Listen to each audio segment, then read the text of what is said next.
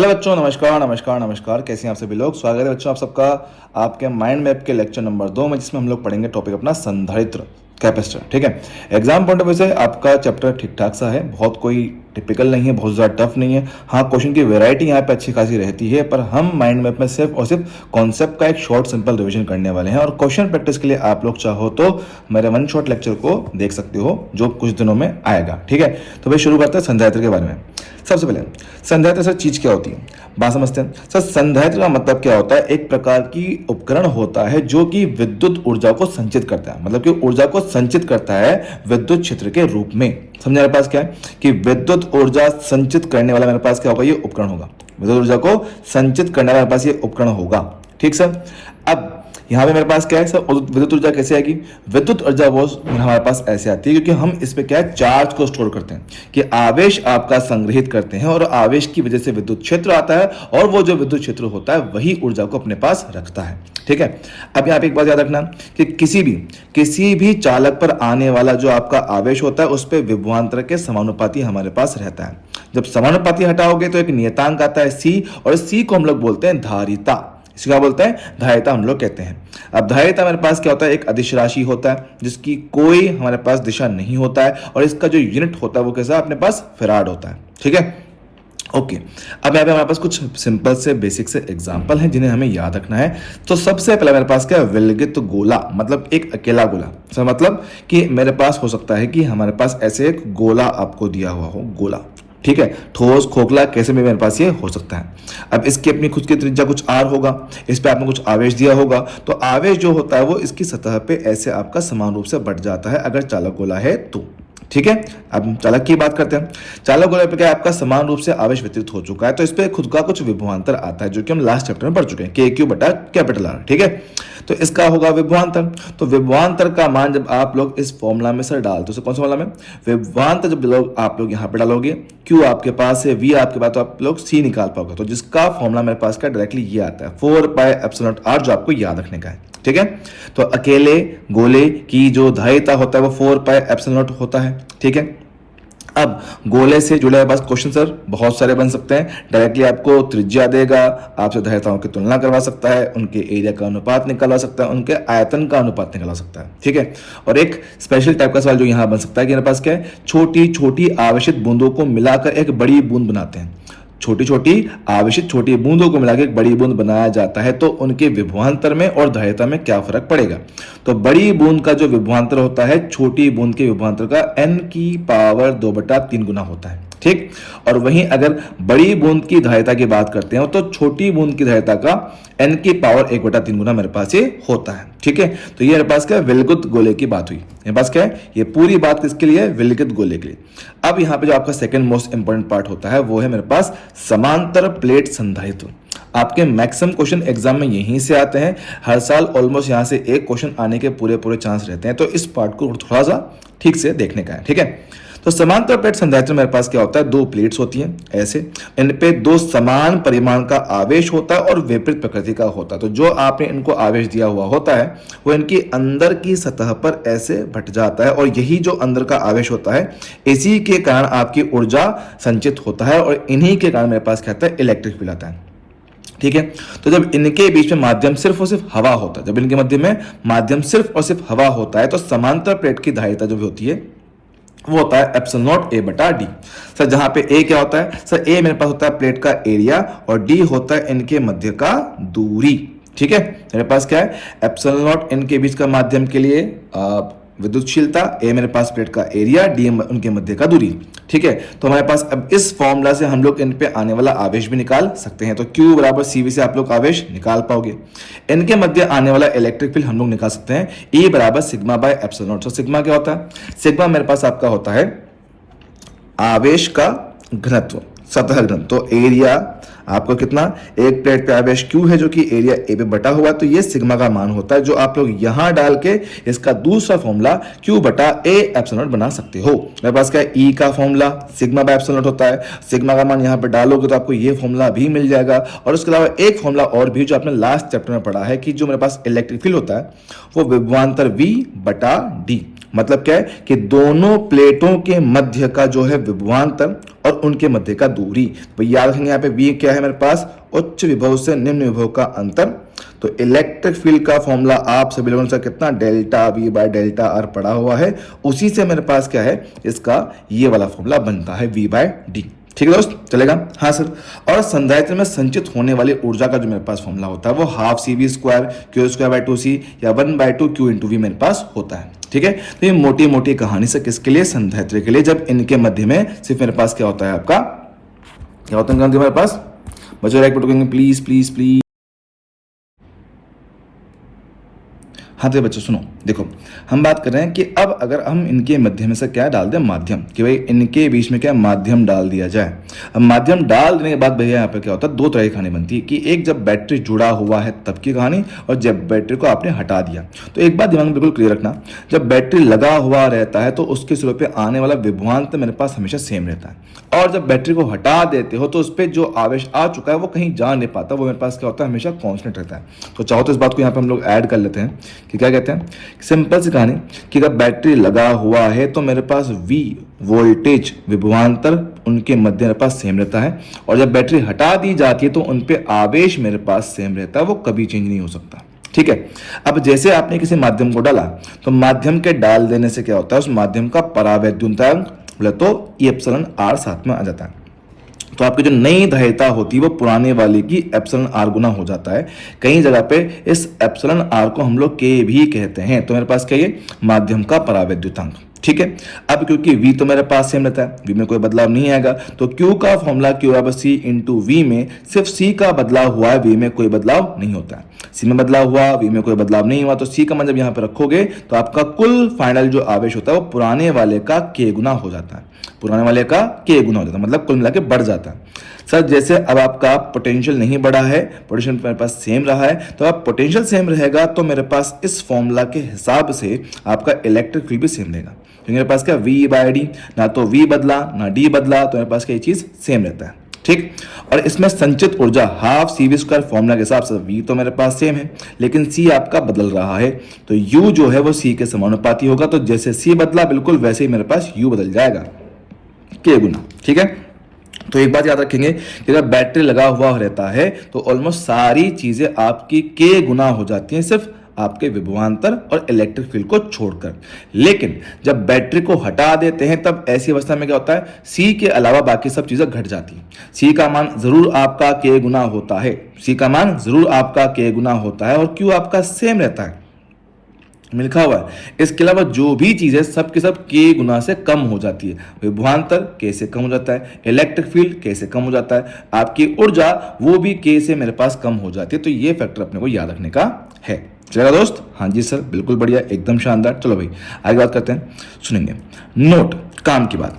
हमारे पास क्या होता है, जब हमने कहा था कि जब Q समानुपाती होता है V के, समानुपाती हटेंगे एक नियतांक मेरे पास आएगा कितना, C आएगा। तो बात समझते हैं, ये जो मेरे पास C होता है, ये जो मेरे पास C होता है, सही C क्या है, ये समानुपाती नियतांक है। जब कभी समानुपाती को हटा के कोई नियतांक लेके आते हैं वो कभी भी आपके इन फैक्टर्स पर डिपेंड नहीं करेगा, मतलब कि Q और V तो किसी भी दिए गए चालक की जो धारिता होती है उसके दिए गए आवेश विभवांतर पे कभी निर्भर नहीं करता। लेकिन हाँ, इसके आकार आकृति पे, मतलब कि प्लेट की आकृति कैसा है, आकार कैसा है, उनके मध्य में दूरी कैसा है, उनके मध्य में माध्यम कैसा है, इन चीजों पर जरूर निर्भर करता है। तो हमने यहाँ पे लिखा हुआ है, प्लेटों के आकार आकृति, उनके मध्य दूरी, उनके मध्य माध्यम पर निर्भर करता है। ऐसा क्या, आपका समांतर प्लेट संधारित्र का धारिता। ठीक, और जो एप्सिलॉन आर होता है हम लोग जानते हैं माध्यम की विद्युतशीलता बटे निर्वात की विद्युतशीलता होता है। ठीक है, अब यहां से एक बहुत ही इंपॉर्टेंट फॉर्मूला निकल कर आता है जो मेरे पास क्या है, एकांक आयतन की ऊर्जा या बोले ऊर्जा घनत्व, जो यहाँ पे इलेक्ट्रिक फील्ड के रूप में संचित मेरे पास होता है।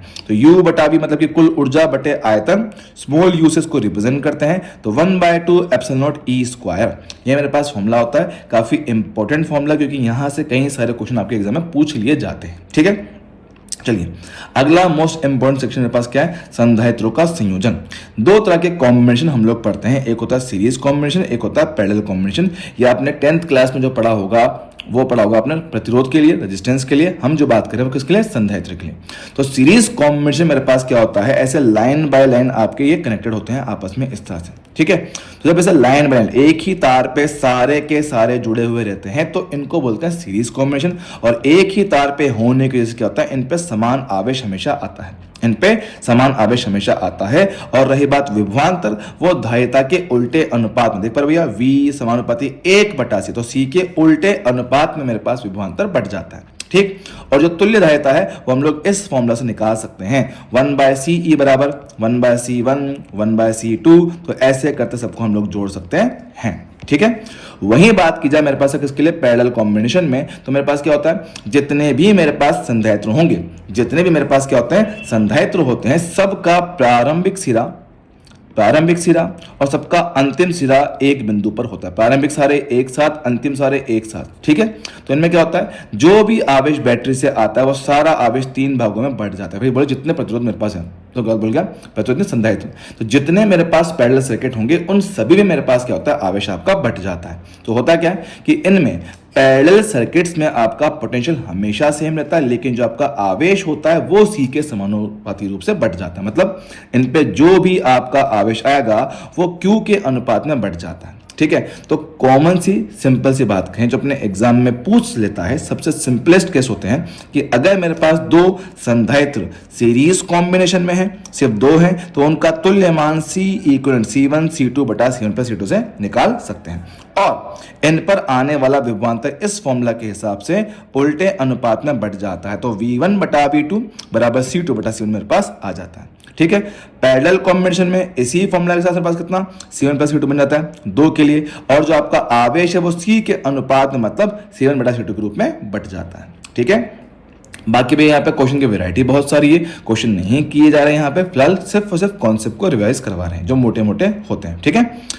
व्हीटस्टोन ब्रिज आप लोग यहाँ पर भी पढ़ते हो और करंट वाले चैप्टर में भी पढ़ते हैं। ये सिंपल एक स्पेशल तरह का अरेंजमेंट होता है जहाँ पे हम लोग क्या करते हैं, 5 संधारित्र या 5 प्रतिरोध या 5 प्रेरक आगे हम लोग देखेंगे, तो इनको इस तरह के कॉम्बिनेशन में हम लोग कनेक्ट करते हैं, ठीक है। हमारे पास 5 होते हैं। तो कहना यह है कि अगर इस दिए गए डायग्राम में, इस दिए गए सिस्टम में लेफ्ट के दोनों का अनुपात राइट के दो के, मतलब कि लेफ्ट के जो दो हैं ये, उनका अनुपात राइट के 2 के बराबर हो जाए तो हमारे पास क्या होता है, B और D का विभवांतर सेम हो जाता है। तो C1 बटा C2 बराबर कितना, C3 बराबर C3 बटा C4 होता है। तो B और D का विभव मेरे पास सेम हो जाता है। जब विभव सेम होता है तो उनका अनुपात उनका अंतर, तो विभवांतर उनका से कितना आता है, 0 आता है। तो इस कंडीशन में क्या होता है, अगर दो बिंदुओं के बीच का विभवांतर 0 होता है, मतलब इनके बीच में कोई करंट, कोई आवेश का प्रवाह नहीं हो सकता, मतलब इसको हटाया जा सकता है। तो मेन मुद्दे की बात कैसे, इस चीज को यहां से हटाया जा सकता है। और जब ये चीज यहां से हट जाएगी, जब ये चीज यहां से हट जाएगी तो सिंपल सा मेरे पास क्या डायग्राम होगा सर, इसमें ऊपर के 2 होंगे सीरीज में, नीचे के 2 होंगे सीरीज में, फिर ये 2 ब्रांच किसमें, पैरेलल में, जिनको आप लोग आराम से सॉल्व कर सकते हो, ठीक है। अगला इंपॉर्टेंट सेक्शन मेरे पास यहाँ पे क्या है, परावैद्युतांक के साथ तुल्य धारिता। कि हो सकता है कि हम दोनों प्लेटों के मध्य में संधारित्र को ऐसे डाल दें जो इनके मध्य की दूरी को तोड़ रहा हो, मतलब इनके मध्य की जो दूरी है D, उसको टुकड़ों में तोड़े, D1 में तोड़े, D2 में तोड़े, हाँ सर। तो ऐसे सिस्टम के तुल्य परावैद्युतांक हम निकालते हैं इस फॉर्मूला से, क्या बोला, तो D1 plus D2 plus D3, मतलब कुल मिलाकर ये पूरी दूरी आपको ऊपर लिखना होता है। तो D1 D2 D3 D4 D5 जितना मेरे पास होता है, और डिवाइड में D1 बटा K1 D2 बटा K2, तो भैया ये मेरे पास बटे में लिखा हुआ होता है। सेम तरह से अगर मेरे पास क्या है, आपने बीच में 2 या 2 से अधिक माध्यम इस प्रकार डाले हैं कि उनकी मोटाई तो ठीक है, मतलब कुल मिला के जो प्लेटों के मध्य दूरी है वो तो दोनों के लिए सेम आ रही है, लेकिन इनके एरिया अलग होते हैं, ठीक है, एरिया अलग होते हैं, मतलब कुल मिला के प्लेट के समांतर माध्यम डाला गया, ठीक है। तो बोल गया, प्लेट के लंबवत आपने माध्यम डाला है, यहां पे प्लेट के समांतर डाला है, ठीक है। तो इस केस में K इक्विवेलेंट का फॉर्मूला होता है K1 A1 plus K2 A2 बटा K1 प्लस K2। आप लोग देख पा रहे हैं सर जी, हाँ चलेगा, ओके। बात समझते हैं, यहां पे नीट में क्या होता है, चीजें बहुत आसान आती है। तो सिंपल सा कैसे कि अगर सारी दूरियां आपस में बराबर हो जाएं, और सिर्फ 2 के लिए बात कर रहा हूं, तो जब ये चीज यहां पे रखते हो तो ये फॉर्मूला पास क्या है, बन जाता कुछ ऐसा, K इक्वलेंट 2k1 k2 बटा k1 प्लस k2, जो कि इस चैप्टर में काफी ज्यादा काम का आपके लिए फॉर्मूला रहने वाला है। तो प्लीज प्लीज प्लीज आप सभी लोगों से रिक्वेस्ट है, इस फॉर्मूला को खासकर ध्यान रखिएगा, क्योंकि यहां से एग्जाम में क्वेश्चन अच्छे खासे बन जाते हैं। तो ये फॉर्मूला याद रखने का, ठीक है।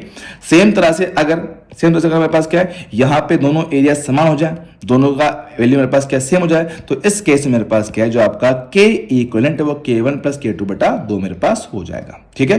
तो हमें ये फॉर्मूला याद रखने का।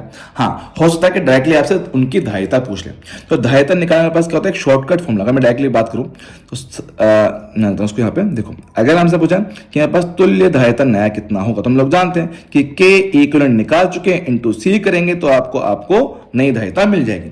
लेकिन अगर डायरेक्टली हमें फॉर्मूला बताना हो तो वो मेरे पास क्या होता है, तो सीरीज वाले केस में क्या होता है, C dash epsilon naught A. भाई एरिया में कोई चेंज नहीं है, दोनों प्लेट का एरिया ए ही था, यस सर, तो एरिया मेरे पास सेम रहेगा, डी अलग था, तो d1 bye k1 d2 bye k2, तो मेरे पास डिवाइड में ये चीज आ जाती है जो हमने यहां लिखा हुआ था, ठीक सर, चलेगा, ओके सर।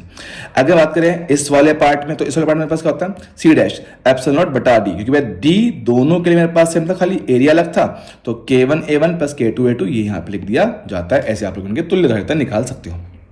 स्पेशल पॉइंट कि हवा जो माध्यम होता है, हवा हो गया, निर्वात हो गया, इनके लिए k का मान हम लोग कितना 1 लेते हैं, और चालक प्लेटों के लिए k का मान कितना 0 होता है। तो अगर इनके बीच में कभी हवा दिख जाए या चालक दिख जाए तो k1 या k2 जो भी है उसकी जगह पर ये मान डाल सकते हो, ठीक है जी सर।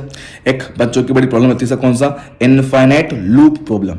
इनफाइनाइट लूप मतलब आपने कभी डायग्राम क्लास में देखा होगा, सब बड़े टिपिकल सवाल होते हैं, इनको अगर सॉल्व करने जाए बहुत ज्यादा टाइम आपका खराब होता है। तो इनका तुल्य धारिता निकालने का शॉर्टकट फॉर्मूला हमने यहाँ पे लिखा हुआ, जो कि मैंने क्लास में आपको करवाया भी हुआ है, ठीक है। तो कुल मिला के C1 ये है C2, तो फॉर्मूला कहता है कि C2 माइनस में minus C2 plus minus C2 का स्क्वायर प्लस 4 C1 C2 इसका अंडर रूट से बटे में कितना 2। तो इससे आप लोग अपना तुल्य धारिता निकाल पाओगे, ठीक है दोस्तों, चलेगा, हाँ जी सर।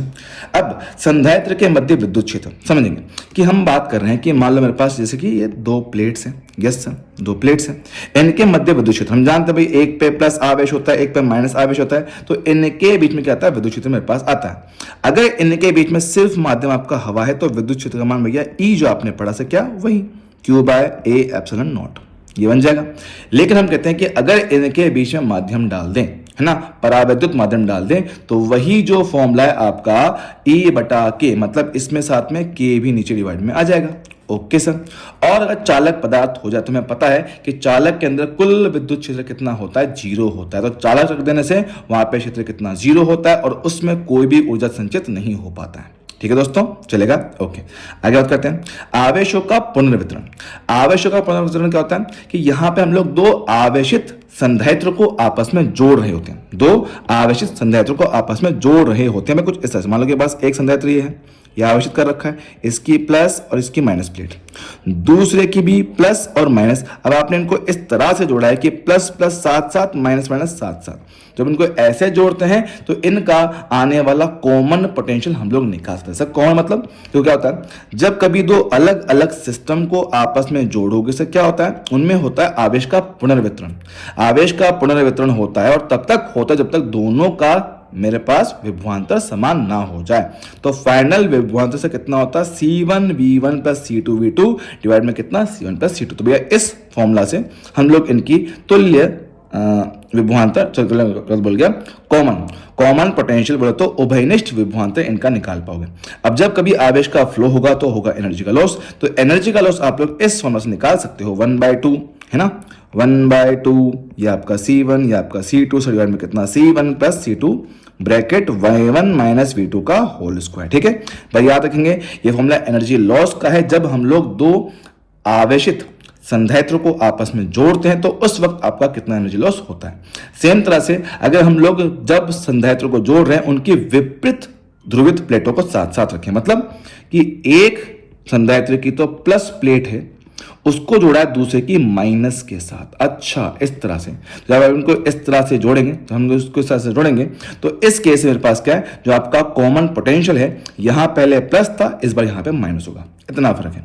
और जो होने वाला एनर्जी लॉस है वहां पहले माइनस था, अब यहां पे प्लस होगा, ठीक है। तो इस तरह से आप लोग इनका उभयनिष्ठ विभवांतर और एनर्जी लॉस निकाल सकते हो, ठीक है।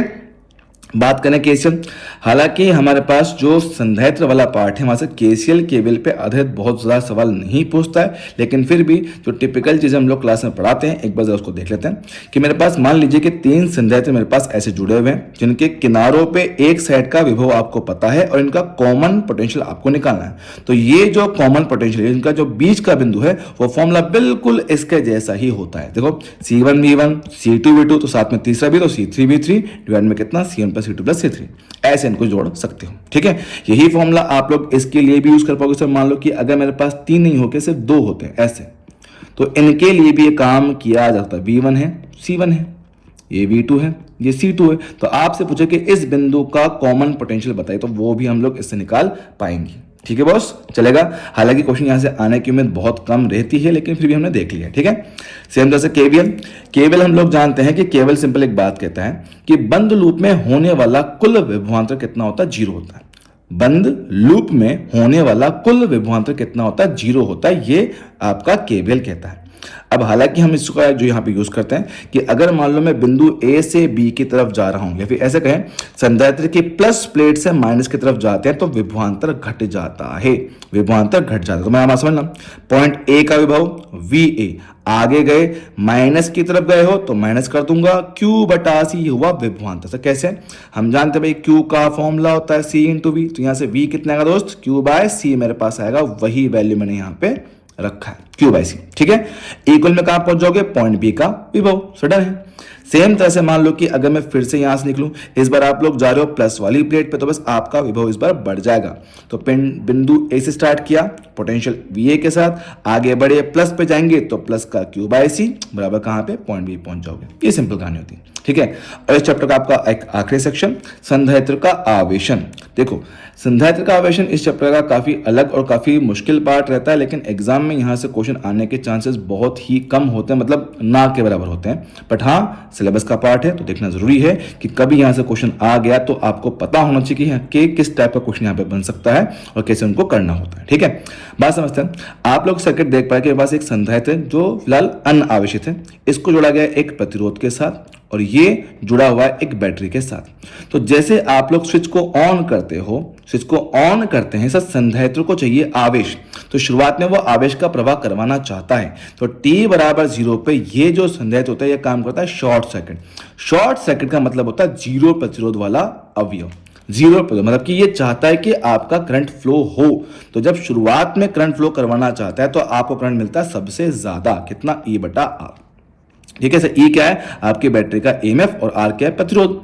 अब यह अधिकतम करंट क्यों मिल पाया, क्योंकि रेजिस्टेंस को मिला। हाँ सर, तो सारा का सारा विभवांतर से किसको मिला है, रेजिस्टेंस को मिला है, और आपके संधारित्र को कुछ नहीं मिला कि भाई आपको मिला 0, आपको मिला E। ठीक है, अब ये धीरे धीरे हुआ आवेशित, आवेश को संघित किया, ये पूरी तरह आवेशित हो गया। तो अनंत समय के पश्चात अब इसका पेट भर चुका है, इसका आवेशन हो चुका है। जब इसका आवेशन हो जाएगा तो अब ये और आवेश का प्रवाह नहीं होने देता है। तो क्या अनंत समय के बाद क्या होता है, C बन जाता है ओपन सर्किट। मतलब क्या है, ये काम करता है एक हाई प्रतिरोध वाले अवयव की तरह। मतलब क्या है, यह परिपथ में धारा प्रवाह नहीं होने देता है। तो अनंत समय के बाद सर्किट में करंट हो जाता है 0। जब सर्किट में करंट 0 होगा तो इस पर आने वाला विभवांतर सब लोग जानते हैं, ओम के नियम से I × R होता है। तो VR कितना होता है, 0 हो जाता है। मतलब कि प्रतिरोध को मिलने वाला विभवांतर हो चुका है खत्म, और जितना भी आपका विभवांतर था वो ले लिया है आपके संधारित्र ने, जिसकी वजह से इसके पास आपका आवेश होता है सबसे ज्यादा। और Q = C × V से, Q = C × V से, V का मान यहां पे रखना, आपको ये फॉर्मूला मिल जाता है C × E के बराबर। ठीक है, और आखिर में सर किसी टाइम t पे, अगर किसी टाइम t की हम लोग बात करें, रुको भैया ये चीज यहां ले आते हैं। अगर हम लोग किसी टाइम t की बात करते हैं, किसी टाइम t पे अगर बात किया जाए तो किसी टाइम t पर जो आपका आवेश है, किसी टाइम t पर जो आपका आवेश है वो शुरुआत के आवेश 0 से और अधिकतम आवेश के बीच में रहता है, जिसका समीकरण मेरे पास ही होता है Q = Q0 1 - e⁻t/τ, इसको कहते हैं। सर Q0 क्या होता है, Q0 है आपका अधिकतम आवेश जो उस पर संग्रहित हुआ है। क्या बोल रहे हैं, Q0 मेरे पास क्या है, आपका मैक्सिमम चार्ज जो आ सकता है। और जो टाउ होता है भाई, टाउ को हम लोग कहते हैं टाइम कांस्टेंट, समय नियतांक। क्या बोलते हैं इसको, टाइम कांस्टेंट, समय नियतांक इसको कहते हैं। और इसकी परिभाषा ऑलमोस्ट सभी बच्चे जानते हैं, नहीं जानते तो ध्यान सुनिएगा। टाइम कांस्टेंट ये वह समय होता है जिसमें आपका आवेश अधिकतम मान का 63% रह जाता है, 0.63। ठीक है, मेरे पास क्या है, ये वो समय है जिसमें आपका जो आवेश है वो अधिकतम मान का 63% प्राप्त कर लेता है। ठीक है, सेम तरह से क्या होता है, संधारित्र का निरावेशन वाला भी पार्ट होता है, तो उसकी समीकरण ये होता है Q बराबर Q नॉट e की पावर माइनस टी बटा टाउ।